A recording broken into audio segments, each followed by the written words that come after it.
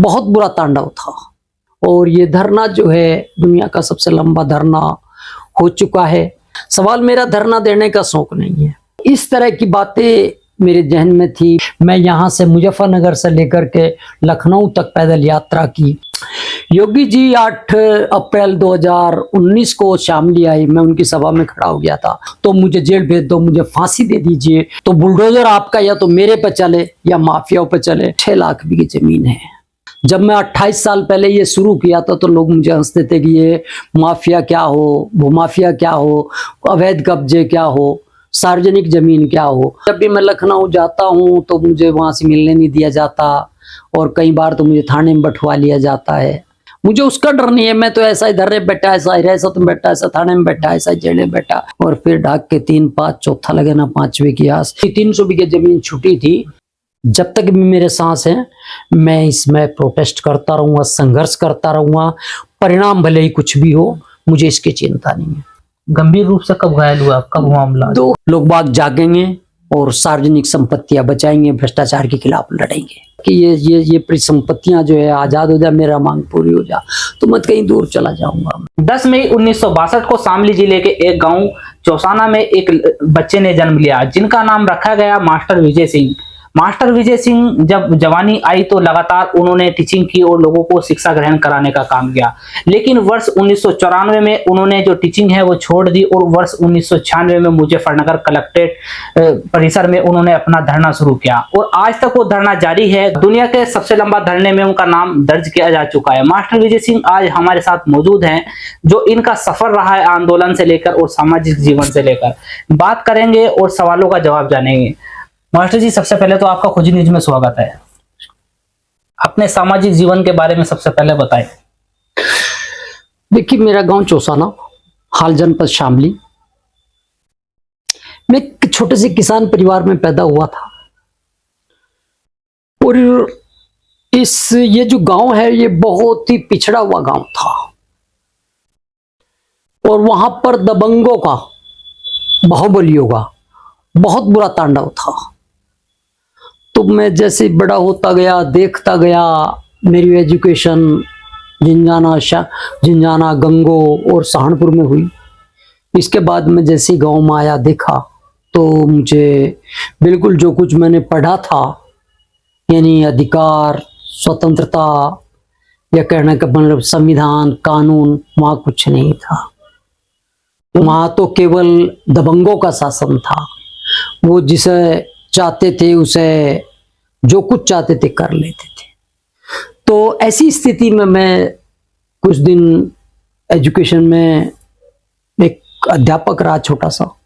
इसके बाद जब हद होगी तो मैंने एक दिन अपनी उस नौकरी से इस्तीफा दे करके अपने गांव में जो सार्वजनिक जमीन है उस पर शोध किया। शोध में पाया कि मेरे गांव में 4575 बीघे जमीन सार्वजनिक है, और जिस पर लगभग जो है 4000 बीघे पर भूमाफियाओं का कब्जा है। ये मैंने शोध करके जो है एक ड्राफ्ट बनाया। ड्राफ्ट बना करके मैं फिर जो है वो ड्राफ्ट जो है विभिन्न पदाधिकारियों को, जो शासन प्रशासन बैठे थे, उन्हें भेजा। इसके बाद कोई जांच नहीं हुई। जांच ना हुई तो जब जैसे ही मैं धक्के खाता रहा, मुझे धमकियां मिलती रही। और जब ऐसी स्थिति आई कि भाई अब कार्रवाई नहीं होगी, तो मैं 26 फरवरी 1996 को जिलाधिकारी कार्यालय मुजफ्फरनगर कलेक्ट्रेट में धरने पर बैठ गया। और वो धरना 96 से स्टार्ट होकर के आज लोग चल रहा है, जिसे 28 साल पूरे कल हो चुके हैं। और ये धरना जो है दुनिया का सबसे लंबा धरना हो चुका है। 27 साल 2 महीने का विलियम थॉमस का धरना था, जिससे ये धरना उससे भी आगे निकल गया है।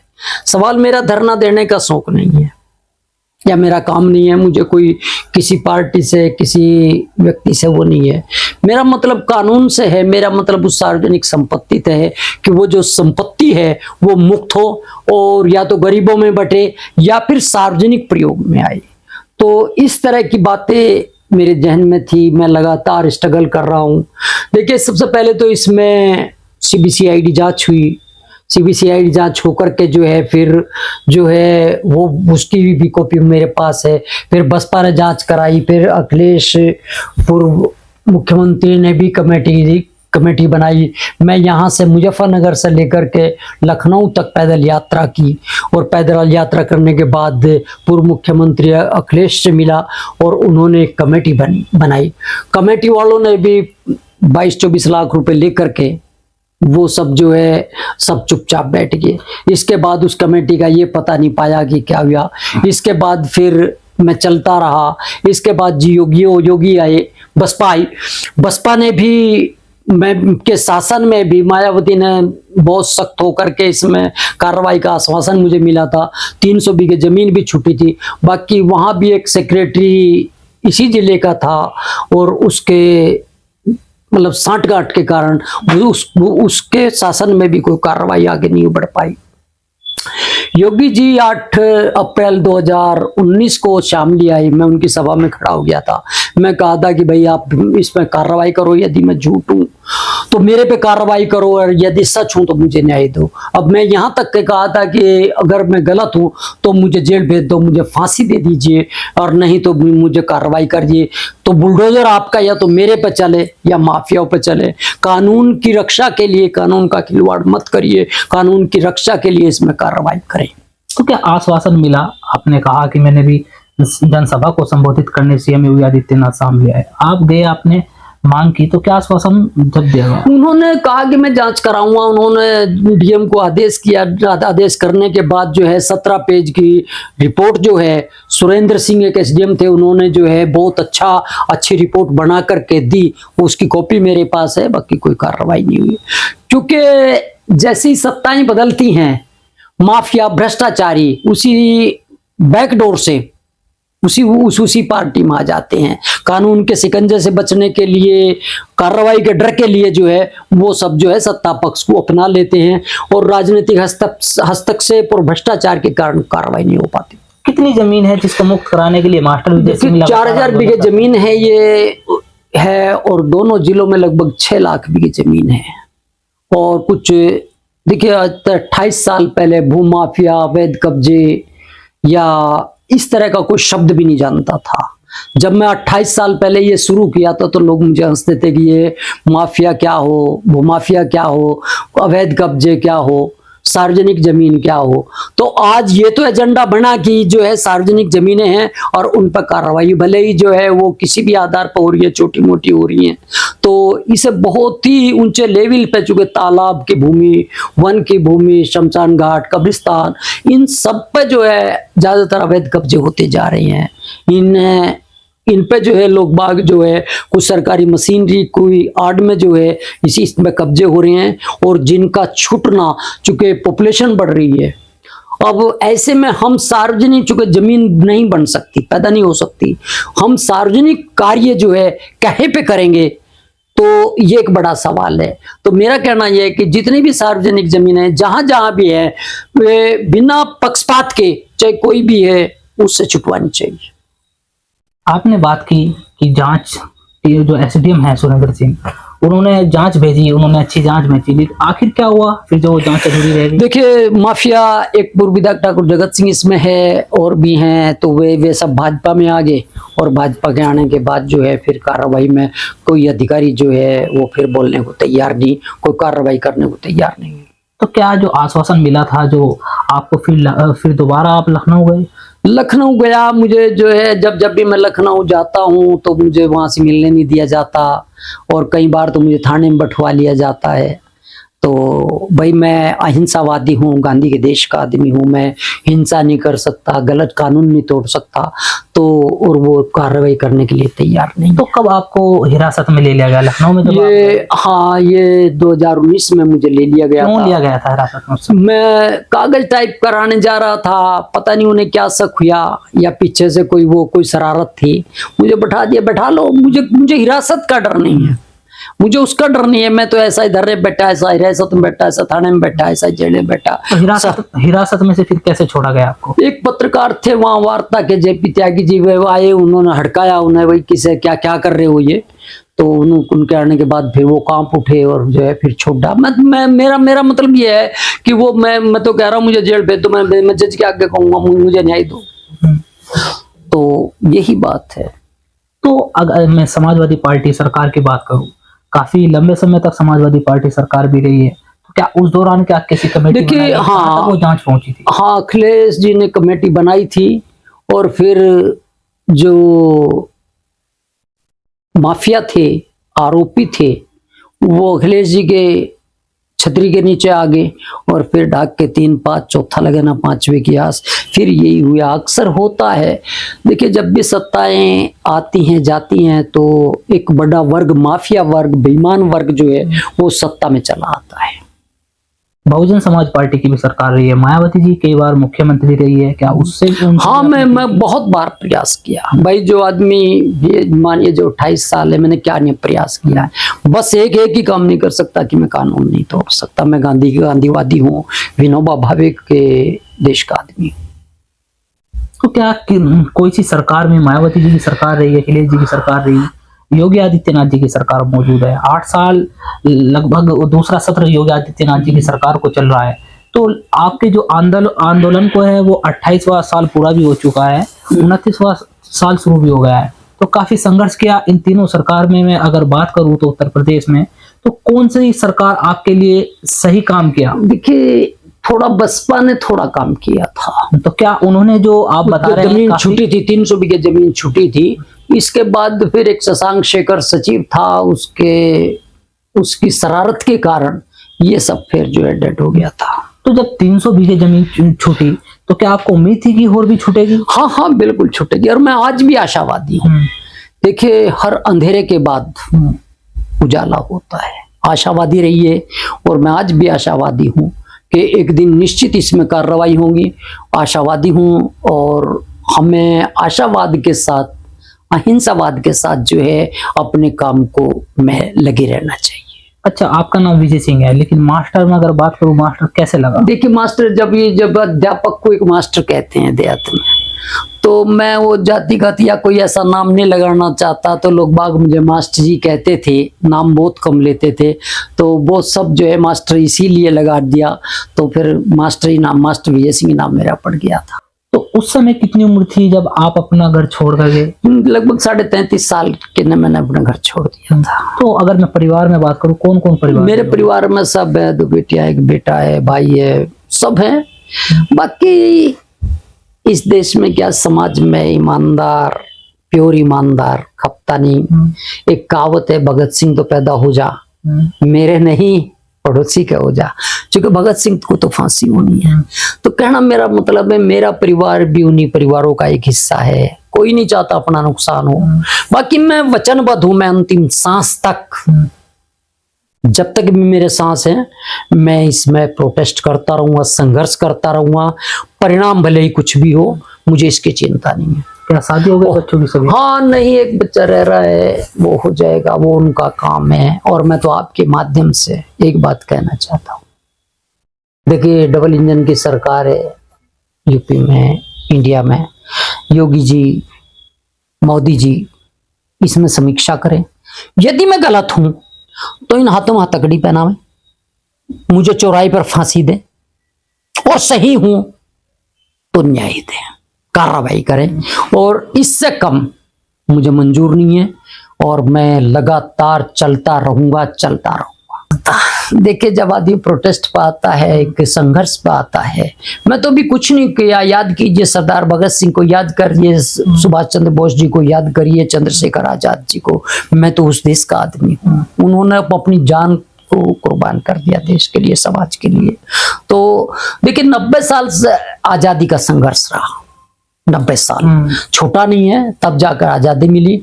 और एक दिन जो ये काले लोग हैं, करप्ट लोग हैं, माफिया है, ये एक दिन समाप्त होंगे और जागृति आएगी और ये सब पे कार्रवाई होगी। क्या परिवार पे भी हमला हुआ? हाँ, परिवार पे, समर्थकों पे, सब पे, मेरे पे। भाई वो तो एक बात तो बताओ, ये तो सब एक पार्ट होता है। जब हम कोई ऐसा काम करेंगे तो इससे हमें घबराना नहीं चाहिए। मैं इससे बिल्कुल नहीं घबराता। मैं कल का मरता आज मरूं, बाकी मैं संघर्ष का रास्ता नहीं छोड़ूंगा। गंभीर रूप से कब घायल हुआ, कब हुआ मामला? 2005 के करीब में जो है हो गया था। भाई वो माफिया हैं, गुंडे हैं, वो तो करेंगे, मैं इसकी परवाह नहीं करता। जब घर छोड़ के चले और 28 साल से आप घर से बाहर हैं, घर के बाहर आप आंदोलनरत हैं, हालांकि जो शामली जिले से, जिस जिले से आप बिलोंग करते थे, जिस निवास करते थे, वो जिला भी अब मुजफ्फरनगर से अलग हो गया है। यानी पहले मुजफ्फरनगर में था, वर्ष 2012 में उसको अलग कर दिया गया। लेकिन उस दौरान जब आप छोड़ कर आए 33.5 साल की उम्र में, तो घर वाले क्या कहते थे कि भाई देखिए, कोई छोटी मोटी बात होती है तो सब घर के साथ होते हैं, और जब लंबा चलता है तो कोई साथ नहीं देता। अब मैं अकेला हूँ, साथ दे या ना दे, मुझे साथ की जरूरत नहीं है, मुझे किसी की उसकी जरूरत नहीं। मैं संघर्षशील हूँ और संघर्ष करता रहूंगा। किसी के साथ बात की कोई मुझे जरूरत नहीं, मैं तो अकेला हूँ। जैसे भी होगा मैं आके बैठ जाता हूँ और अपने प्रोटेस्ट पे कायम। तो लखनऊ में आपने जाने की बात की कि मैं मुजफ्फरनगर से पैदल गया लखनऊ। हाँ, लखनऊ को पैदल यात्रा की थी मैंने, और 19 में मैं यहाँ से राजघाट दिल्ली तक पैदल यात्रा की। किससे मिलने के लिए आप लखनऊ गए? लखनऊ तो मैं अखिलेश जी से मिला था। तो क्या इतना लंबा सफर पैदल करने के? हाँ, 619 किलोमीटर में पैदल चला था। क्या मुलाकात हो गई? मुलाकात हुई थी, तभी तो कमेटी बनी थी। तो वो भी है, वहां से ज्ञापन दे के चला आया। सवाल तो मुझे तो ये है कि मुझे तो भ्रष्टाचार के खिलाफ, सार्वजनिक संपत्तियां जो है हमारी, जो जमीनें हैं, मेरा उन्हें बचाने का अभियान है, उन्हें बचाने की मैं प्रयास करता हूँ। सरकार बहुत लोग आते हैं जी, ये तालाब पे कब्जा हो गया, वन विभाग की जमीन पे कब्जा हो गया, ये कर दिया, वो कर दिया, तो मैं उन्हें सलाह भी देता हूँ और उन्हें जो है तरीका भी बताता हूँ। कुछ छोटा मोटी कार्रवाई भी होती है। तो यही है।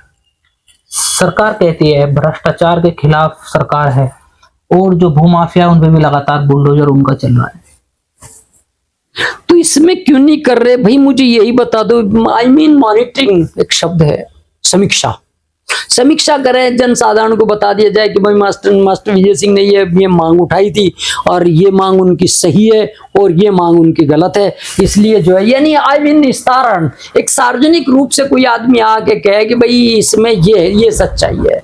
आज तक कोई ऐसी बात नहीं हुआ।